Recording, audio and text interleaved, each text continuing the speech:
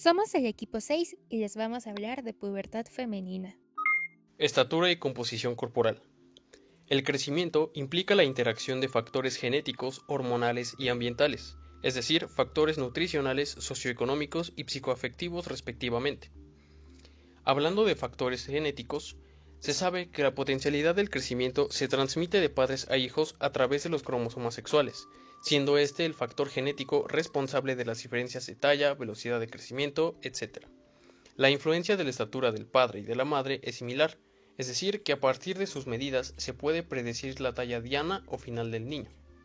El sexo también determina una variación en la edad de inicio de la pubertad, puesto que en la mujer se produce de 1 a 2 años antes que en el hombre. Factores nutricionales. El factor nutricional es de suma importancia para el desarrollo, puesto que influye tanto en el desarrollo fetal como en el desarrollo posterior al nacimiento. Condiciona la velocidad de crecimiento, la maduración ósea y el desarrollo de la pubertad. Tanto así que el hipocrecimiento que ocurre en las enfermedades crónicas es consecuencia de la malnutrición. En este caso, si desaparecen las condiciones nutricionales desfavorables, se podría alcanzar una talla normal. Desafortunadamente, la recuperación no llegaría a ser completa si la duración del trastorno fue prolongada. Otro ejemplo es la menarca, puesto que aparece antes en las niñas obesas que en las niñas delgadas. Es decir, los déficits nutricionales retrasan la pubertad. Un punto importante a considerar es que el factor genético no es definitivo de la estatura final, sino que será influido por la nutrición y factores ambientales. Así, una condición social insuficiente contribuye a la aparición de una talla baja. Factores socioeconómicos y afectivos. El desarrollo puede verse afectado por circunstancias sociales y familiares. Se ha observado que es más frecuente la talla baja cuando existe una condición social insuficiente, así como desempleo, hacinamiento y una vivienda con escasas condiciones higiénicas. Así, el crecimiento es tanto más rápido y se completa antes, cuanto más favorables son las condiciones socioeconómicas en las que vive y se desenvuelve el niño. Entonces, los estados de carencia de afectividad, tales como la orfandad, el abandono, malos tratos o abusos, pueden conducir a trastornos de la personalidad y retraso del crecimiento. Factores hormonales. Dentro de los factores hormonales tenemos a los esteroides suprarrenales. En el periodo prepuberal, la producción de andrógenos suprarrenales aumenta a partir de los 6 a los 7 años en la mujer. También tenemos a las gonadotropinas. El inicio de la pubertad coincide con el aumento de gonadotropinas hipoficiarias, es decir, la FSH y la LH, que posteriormente estimularán la producción de esteroides gonadales. En la mujer, la FSH aumenta entre los 9 y los 11 años y alcanza su valor máximo hacia los 13 años. Por último, tenemos los esteroides gonadales. Durante la pubertad ocurre un aumento progresivo y lento del volumen de las gónadas.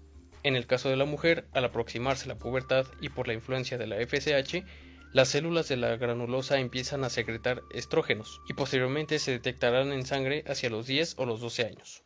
Ya les hablaré del desarrollo sexual femenino. Para esto, vamos a comenzar hablando de los caracteres sexuales. Estos son los rasgos que distinguen fenotípicamente al hombre y a la mujer. Tenemos dos tipos principales: los primarios, que incluyen ovarios y el aparato genital, y los secundarios, que incluyen el desarrollo del vello, las mamas y el tono de voz. Algunos autores hablan de un tercer tipo que se refiere al desarrollo fenotípico masculino o femenino. Antes de comenzar a hablar de los caracteres secundarios per se, hay que conocer la escala de Tanner, la cual es una escala muy útil para estadificar el desarrollo sexual de los individuos. En las mujeres, la escala cubre el desarrollo mamario y del vello púbico.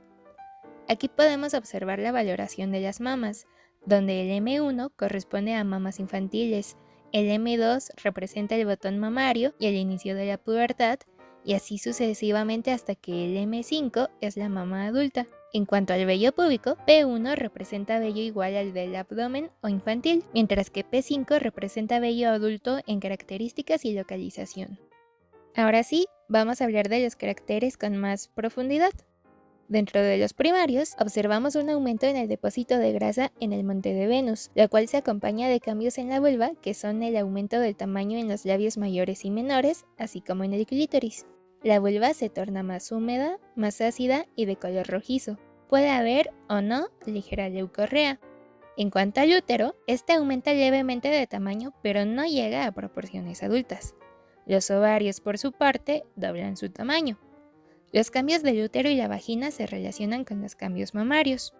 Dentro de los caracteres secundarios, se sabe que las niñas entran en la pubertad 2 años antes que los hombres, y el inicio de esta etapa está marcado por el desarrollo mamario, llamado telarca, que como comenté anteriormente, coincide con los cambios en la fisiología vaginal y vulvar. Después de 2 a 3 años, se llega al desarrollo mamario completo, aunque algunas mujeres pueden permanecer en el M4 en su adultez. Aproximadamente 6 meses después de la telarca, aparece la pubarca, o lo que es lo mismo, el crecimiento de vello púbico gracias a la secreción suprarrenal de andrógenos. El vello crece primero en la zona de los labios mayores y posteriormente cubrirá el pubis. Después de 2 a 3 años, alcanza su distribución adulta. Una vez iniciado el crecimiento del vello púbico, comienza el crecimiento del vello axilar. Además de todos esos cambios, la secreción de estrógenos ayudará a aumentar la anchura de la pelvis. Finalmente, hablaremos de la menarca, o dicho de otro modo, la primera menstruación. La menarca se da aproximadamente 2 años después del inicio del desarrollo mamario, lo que coincide con el punto máximo de crecimiento en estatura. En promedio, la menstruación comienza entre los 12 y los 13 años. Después de la menarca, una chica crecerá aproximadamente 6 centímetros más en estatura, ya que después de esa primera menstruación comienzan a cerrarse las placas de crecimiento de los huesos largos por influencia de las hormonas sexuales. El ciclo menstrual durante los primeros 3 años puede ser irregular, con flujo escaso o excesivo, e incluso se puede presentar dismenorrea. Además, a la menarca le pueden seguir ciclos anovulatorios. Ahora bien, es importante hablar de qué sucede cuando la pubertad se adelanta o se retrasa. Cuando los primeros caracteres sexuales aparecen antes de los 8 años en niñas, se le denomina pubertad precoz y es un estado patológico. No se debe confundir con la pubertad adelantada, que es una variante normal de dicha etapa. La pubertad precoz puede ser central, con activación prematura del eje hipotalámico hipofisiario gonadal, indicando posibles tumoraciones, o bien puede ser pubertad precoz de origen periférico gracias a la hiperactividad de las gónadas o las suprarrenales. La pubertad retrasada es cuando una niña no ha presentado desarrollo mamario a la edad de 13 años, o si ha presentado telarca pero no menarca después de 5 años. Puede deberse a una lesión gonadal, a una lesión del eje hipotalámico, hipofisiaria, u otras causas como diabetes, anorexia, el ejercicio intenso, desnutrición, entre otras. Con respecto a los cambios endocrinológicos, tenemos que al inicio de la pulsatilidad de la hormona liberadora de gonadotrofinas se estimula la secreción de las gonadotrofinas hipofisiarias, como la hormona luteinizante y folículo estimulante, las cuales estimulan a las células de la granulosa y de la teca ovárica para la producción de esteroides sexuales. La producción de estrógenos por el ovario determina la aparición de los caracteres sexuales secundarios. Es importante recordar que se requiere de otros neuropéptidos que van a regular la acción de estas neuronas, como son la leptina, la quispeptina, glutamato, grenina, neuropéptido Y, entre otros. Ahora, con respecto a los cambios psicológicos que sufren los adolescentes, sabemos que viven con una gran curiosidad o preocupación por los cambios que se presentan en su cuerpo. En esto afecta la apariencia física, ya que se vuelve una de las principales inquietudes y a veces les cuesta trabajo aceptar la nueva apariencia. Asimismo, los adolescentes llegan a experimentar cambios en la forma de ser y de pensar, en donde existe un menor interés en las actividades paternas y un mayor recelo a la hora de aceptar sus consejos y críticas. Es aquí donde se produce un vacío emocional que puede crear problemas de comportamiento, en donde los propios adolescentes llegan a manifestar que se sienten incomprendidos. El comportamiento y el humor son inestables durante esta etapa, ya que en algunas ocasiones los mismos adolescentes pueden encontrarse alegres, entusiastas y activos, y en otras se pueden llegar a sentir solos, tristes, aburridos y no tienen ganas de hacer nada. Dentro de los cambios sociales, la relación de amistad toma un papel muy importante, ya que aquí existe un gran interés por los amigos del propio sexo, cuyas opiniones adquieren gran relevancia, en detenimiento de las de los padres.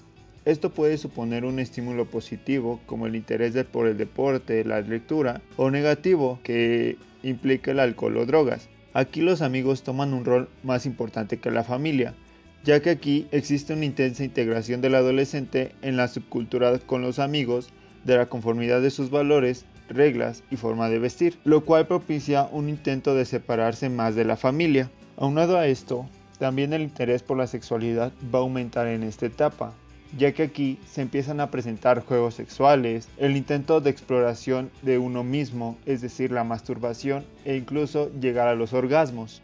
En esta etapa, los adolescentes llegan a generar una consolidación de la propia identidad, donde hay un aumento de la capacidad intelectual y la creatividad y amplían el ámbito de los sentimientos con una nueva capacidad para examinar los sentimientos de los demás.